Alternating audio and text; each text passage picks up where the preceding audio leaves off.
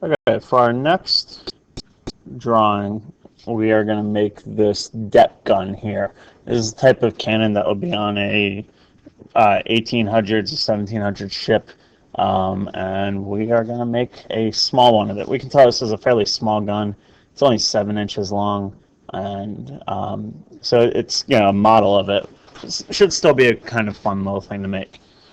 We can see we have 4 parts here. We have a barrel here, which is fairly complex. It's a circular part though, except for these little pins coming out. So we're going to make this using the revolve tool. We then have a wheel. That's a fairly easy part to make. We can only make that. We can make all this in one step. We have what's called a trunnion bearing, which holds the barrel into the carriage here, and that's a fairly simple part as well. And then we have the carriage, which is a little bit more complex, but not all that difficult to make. All right, so we're going to start with the barrel. I typically like starting with kind of the harder thing, and the barrel looks fairly difficult, so let's start with that first. We can see we have if we ignore these little pins coming out here, we have a long circular part that has an angled part up here and a rounded part here, and that looks really hard to make, but it's actually fairly easy. We also have some chamfer over here and just a little bit other parts here. So we're going to start by making a sketch on our front plane, and we're going to start with any revolution by making that axis line. So I'm going to just make a 7-inch line, and I'm going to then click escape to get out of the line tool, click on that line, and go up here to center line and click on that to make it that short dash, long dash, short dash to make that line the correct length. Then I'm going to start sketching out the front of it. So I'm going to sketch out everything except for this circular part here. We're going to add that later. And it's an angled part, so I want to make sure I don't lock it into an angle like we usually do. I'm going to just have it come up. I'm going to do a fairly extreme angle with it just to kind of make sure I'm not in an angle. I'm going to just come around and draw the rest of that part.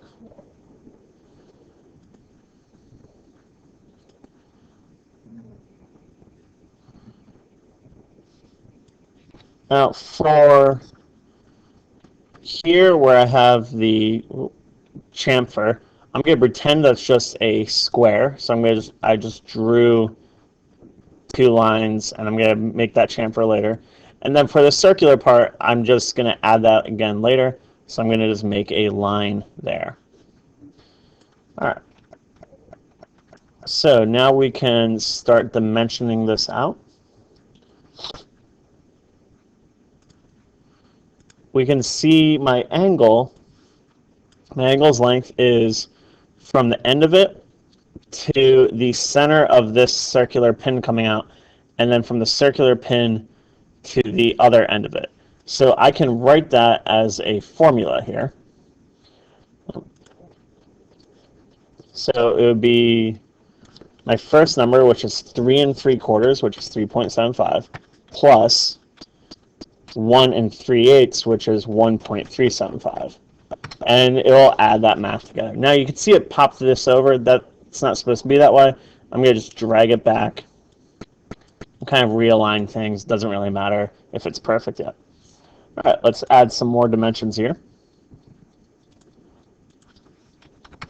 I'm just walking through and adding each dimension that I see.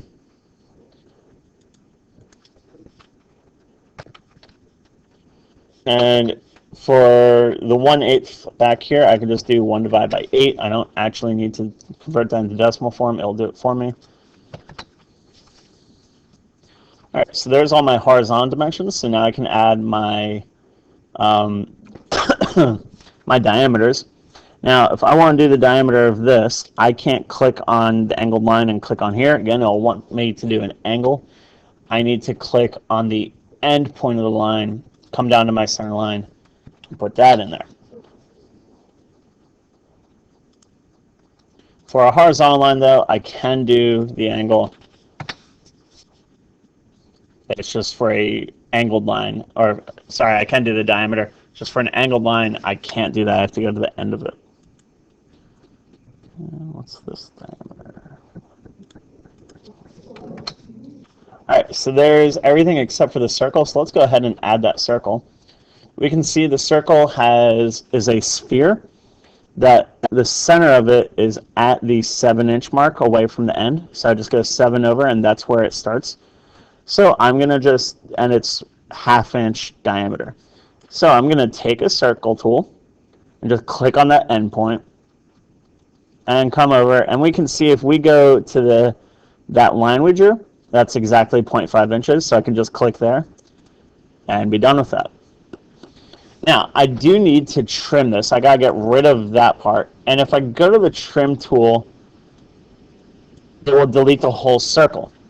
So what I have to do here is extend this center line past here, and then I can get rid of this bottom area. So I can use that by clicking on the extend tool.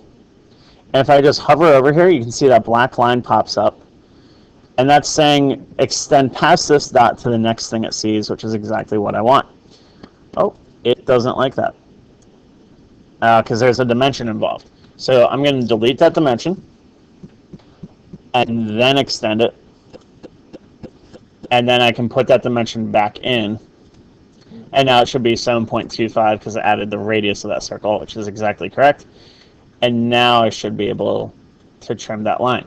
So to do a trim, I click on trim up here, and then I'm going to click and drag.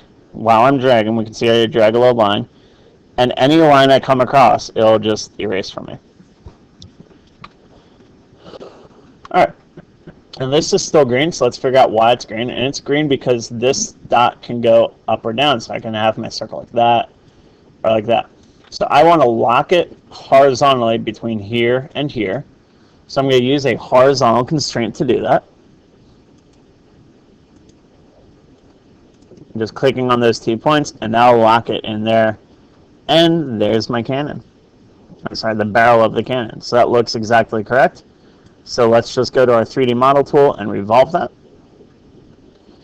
And it wants me to select what it wants to revolve because I can select 2 things here. I can select just that or that. Well, I want to do both, so I'm going to click on both. And then I want to click on the axis and select this line to the axis. And there is my barrel. All right. Now we need to add these pins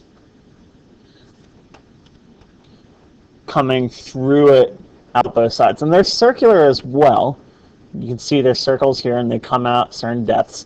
So to add those pins, I'm going to do another revolve, but I'm going to do it kind of through the middle of my barrel. So to do that, just like we did earlier, I need to do on past parts, I need to find my origin plane that cuts through the middle of it. So my XZ plane cuts right through the middle and create a sketch on that. I'm then going to go down to this bottom middle and slice my graphics to expose that inner area there so I can see what I'm doing. And I'm going to start by drawing my center line. So I'm going to just draw a random line, doesn't matter how long it is just yet, through the middle. And I'm going to turn that line into a center line. Now I can see that's dimensioned 0.3 or 3.75 inches from the very front of it. So I'm going to go to that dimension, click on my origin up here, click on that line. Oops. And it wants me to do a diameter there. Let's see. So I'm going to just do 3.75 times 2 to make it the diameter, essentially. And that's where that pin will be. So now that dimension between here and here is 3 3/4. Inventor is just thinking we want to do diameter because it is a center line. And that's okay. We can still work with that. I also need to know how long this line is because I can make it whatever line I want right now. And so we can see here that this part is 2 inches long. So I'm going to just make it 2 inches long.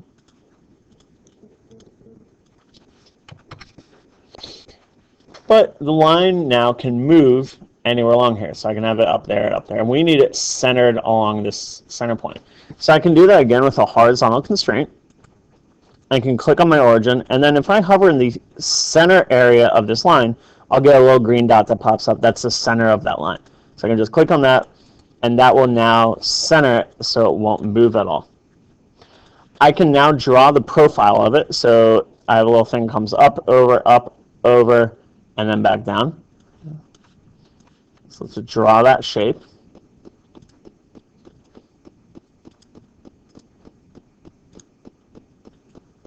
I'm lining up with here because they're the same dimension on both sides.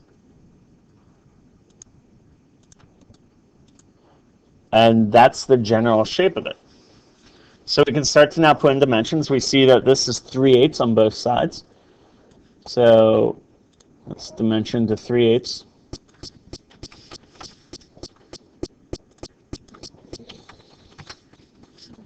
And then our diameters, we can see my inner diameter is 3/8 of an inch, so that smaller circle is 3/8 of an inch. My outer diameter is 7/16 of an inch. So this is the inner one, so it's 3/8. And my outer one is 7/16. And it's just this little lip there. Make that. And I'm fully constrained. It says down here every line is blue. So I'm ready to revolve. So I can go back to 3D model, revolve. And that's the only shape that's there, so it automatically selects it. I can click OK. And there's my cannon. So we just got to change the material. These were usually made out of iron, cast iron. So I'm going to select cast iron. And if I go to my mass, I can see I have a mass of 0.862 pounds. For just this barrel. So let's go ahead and save that. Go to our engineering drawing folder, and I'm going to make a new folder for this called deck gun, and save this with the correct part name. And there we go. And that's it for this one.